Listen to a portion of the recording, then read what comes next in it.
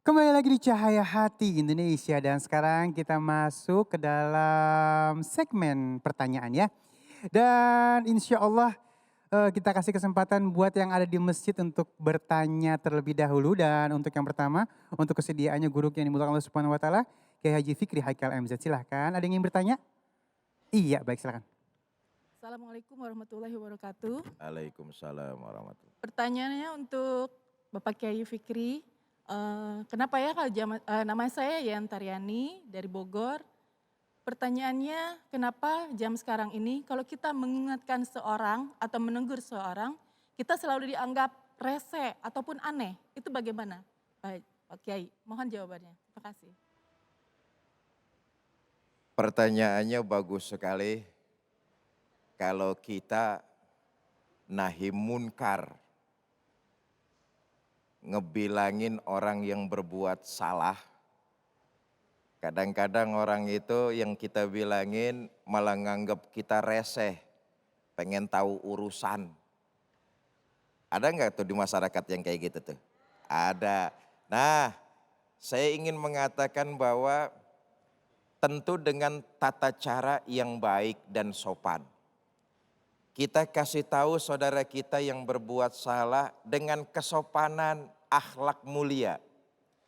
Kata-katanya juga kata-kata yang enak, jangan kata-kata yang nyelkit. Kata-kata yang sopan. Kalau yang kita bilangin itu ternyata jawabannya, rese lu ngasih tahu gua, urus aja diri lu sendiri. Kita jangan nyerah, harus terus mengingatkan. Masing-masing kita ini sesungguhnya mengingatkan buat yang lain.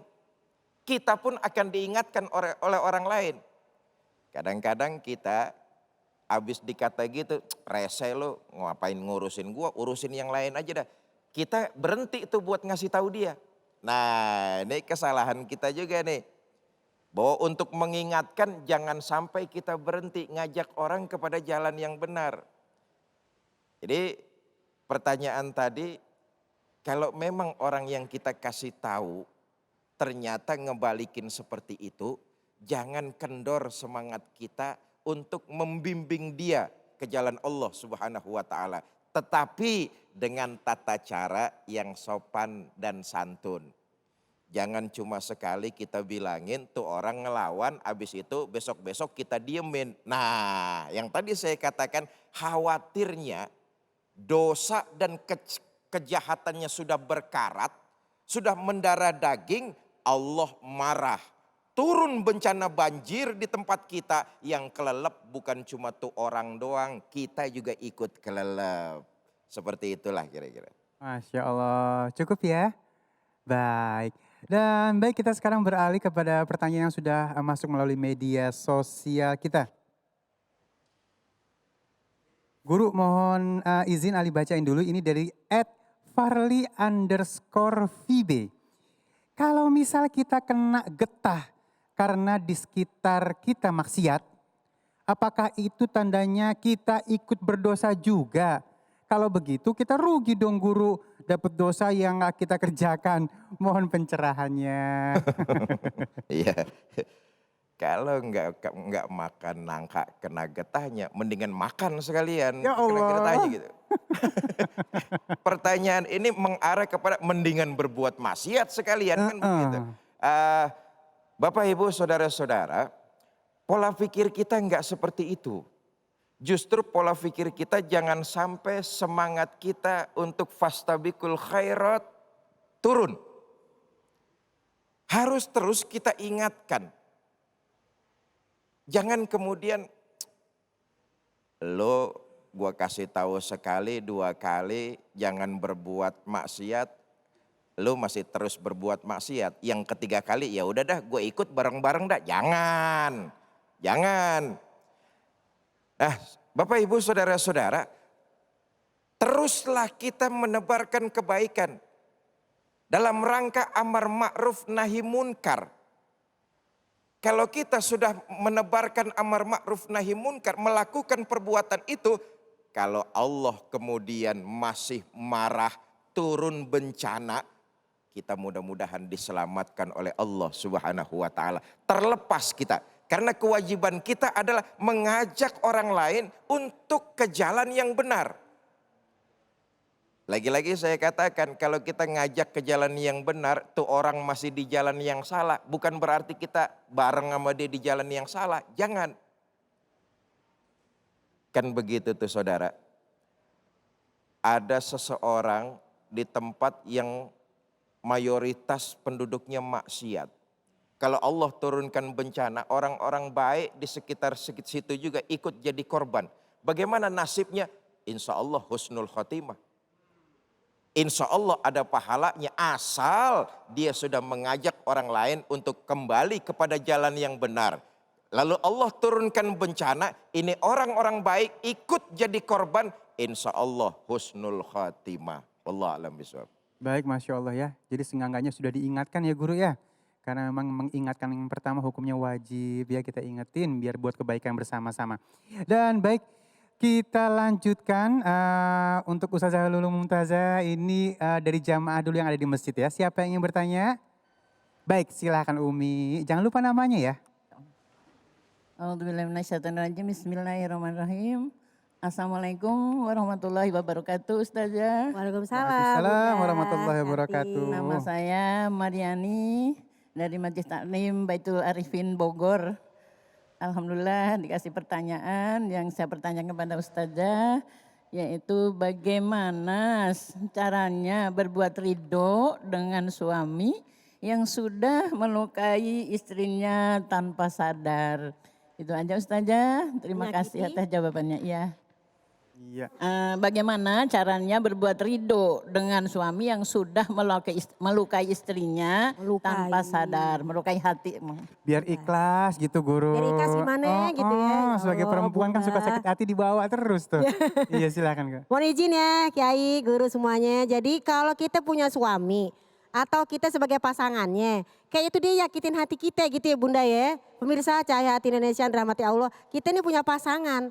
Ternyata nyakitin hati kita. Sehingga kita tadi yang saya bahas di awal bahwa hati wanita itu bagaikan kaca. Pengen maafin tapi nggak redo. Pengen redo tapi kagak bisa. Why? Karena sudah terlanjur sakit. Tapi ingat, yang namanya pasangan kita kalau punya kekurangan kita juga punya. Kita punya kelebihan, pasangan kita juga punya. Jadi jangan dipendem, omongin baik-baik. Fabima rahmati minallah lintalahum. Tadi di awal udah dibilang gitu. Dengan rahmat Allah maka kita harus bersikap yang namanya berkata-kata lemah lembut. Ngomong, bang sini bang. Saya sebenarnya sakit sama abang nih. Pengen maafin tapi belum redo. Tadi redoin begitu lagi, begitu lagi. Jadi saya harus gimana nih bang? Saya mau maafin abang tapi hati saya masih redo, masih gak redo. Tolong abang doain hati saya. Gitu, jadi kita minta doa juga dan kita doain juga biar hati kita terbuka. Kalau kata Ibnu Mas'ud radhiyallahu an, kalau hati kita dibawa ngaji masih gedok, dibawa yang namanya majelis taklim masih gedok, dengerin Quran masih gedok juga, jangan-jangan itu bukan hatimu. Mintalah hati yang lain kepada Allah, kan ngeri bu kita ya. Jadi luka boleh aja, kesel boleh aja, tapi jangan lama. Gimana pun juga dia laki kita, ya kan? Ntar kalau kita ngomong kan kita enak jadinya. Bang kalau begini mau dibawa kemana hubungan kita? Mau dibawa kemana hubungan kita? Begitu ntar dia bingung. Kira-kira begitu Bunda sayang. Jadi sakit hati boleh tapi jangan lama-lama. Namanya juga perempuan begitu emang. Kalau sakit hati kayak kaca tadi tetap aja ada retak-retaknya. Ya, jadi mohon maaf ya sebagai wanita. Ya seperti itu. Tapi mohon doanya buat perempuan-perempuan di dunia ini biar hati kita cepat maafin. Amin. Karena yang namanya hati yang bisa merubah hanya Allah Subhanahu wa taala. Ya muqallibal qulub sabit qalbi ala ini. Kira-kira begitu Bunda, mohon maaf. Terima kasih Ustazah. Sama-sama Assalamualaikum warahmatullahi sayang. wabarakatuh. Waalaikumsalam warahmatullahi wabarakatuh. Masya Allah Waalaikumsalam makanya jangan pada warahmatullahi sakitin hati wabarakatuh. dah. Pasangan masing-masing dijaga hatinya. Biar kagak sakit hati bukan begitu Bun. Ya, abis sakit hati anak kelima. Ya baik kita masuk ke dalam pertanyaan selanjutnya. Mohon izin Ali bacain dulu Ustazah. Ini dari @shirley.beni. Saya trauma disakiti. Wah ini berarti Trauma? udah trauma. Berarti udah keinget terus nih ya. Aduh. Jadi sekarang terkadang saya suka suuzon pada pria. dan melindungi hatinya dengan cara menyakiti hati pria yang menurut saya akan menyakiti saya. Oh, di attack balik nih. Oh, jadi dia disakitin. Terus dia kalau ada laki-laki yang sedang dia Jadi disakitin lagi. banyakkan prasangka buruk gara-gara Oh. gara-gara trauma ini ya. Apakah tindakan itu salah? Bagaimana saya menyembuhkan trauma saya? Salah nggak? Pemirsa, maaf jadi teriak nih kita. Salah nggak? Ya salah dibilang enggak tapi salah juga. Salah. Kenapa? Trauma mah pasti ada. Bener gak sih Bun? Gak mungkin kita nggak trauma kalau disakitin. Bagi wanita. Maka itu namanya basyar. Basyar itu kulit. Kalau dicubit sakit nggak? Dikelitikin? Geli. Kena pisau? Berdarah. Itu namanya basyar. Kul innama ana basyarum mithlukum. Artinya seperti itulah manusia. Seperti kulit. Kalau kagak berasa berarti baal. Tapi boleh aja trauma sayang ya, tapi jangan lama-lama lagi. Apalagi membalas sakit hatinya, biarin aja. Dia udah nyakitin hati aku. Tak kalau ada cowok yang deketin, gue sakitin lagi. Lah yang nyakitin si A, masa si B yang jadi korban? Bener. Itu namanya tidak boleh. Kalau seperti itu, kapan mendapatkan jodohnya? Nah bagaimana cara kita menyembuhkan hati ini? Kita udah sering banget mendengarkan yang namanya obat hati.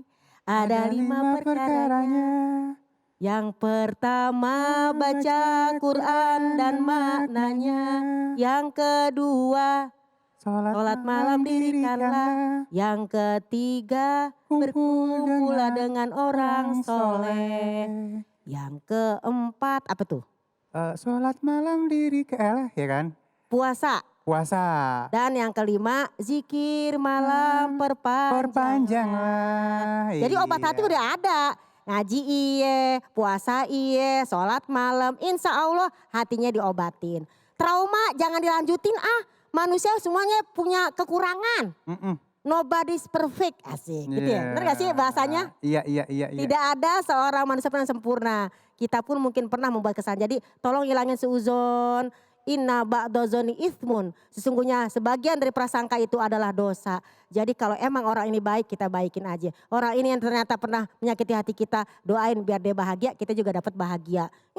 Ngatain orang biar lo dapet ya ini. Ntar takutnya ke kita juga sialnya. Nauzubillahimin. Min zalim. Kalau orang bahagia kita jadi bahagi. Iya gitu. Bahagia adalah ketika kita bisa membahagiakan orang lain. Iya benar banget ya. Nah Kira-kira yang jadi begitu masalah, pemirsa. aku setuju yang tadi Bula bilang. Kan yang bikin trauma si A. Nah kalau misalnya tiba-tiba datang yang si B kan. Satunya ini orang baik ya. Iya. Rugi dah. Dia sakitnya masih A. Si B datang disakitin. Si C datang disakitin. Lah sampai ke Z sakitinnya bagaimana dia? Iya kata dia jaga hati supaya gak disakitin lagi saya sakitin duluan. Lah begitu. Itu namanya dendam. Dendam kesumat. Jangan sampai ya dijauhkanlah kita mudah-mudahan dari wa min syarri hasidin idza hasad. Dijauhkan dari orang yang dengki apabila dia dengki. Waspadalah Ustaz. Ya memang trauma ini berat banget. Jadi istilahnya kalau misalnya kita memang saat ini sedang berpasangan atau suami istri. Jangan sakitin hati ya Bun ya. Ya apalagi pasangan ya. Orang dia juga gimana pun adalah bapaknya anak-anak kita. Kita emaknya anak-anak kita. Udah gak usah sakit hati Iya dan kalau misalnya udah disakitin biasanya kepercayaan hilang. Oh gitu. Iya ya Bun ya makanya Pengalaman itu ya Bang? Baik terima kasih Bun. Masya Allah. Maaf. Kalau ngomongin hati bisa panjang lebar ini ya. Karena semuanya manusia itu hatinya ingin dimuliakan. Kalau ingin dimuliakan kita juga harus pintar memuliakan. Masya Allah ya. Dan baik jamaah yang dimuliakan Allah Subhanahu wa Ta'ala. Sesaat lagi kita akan lengkapi keindahan hari ini dengan memperbaiki bacaan Al-Quran kita. Tetap bersama kami di Cahaya Hati Indonesia.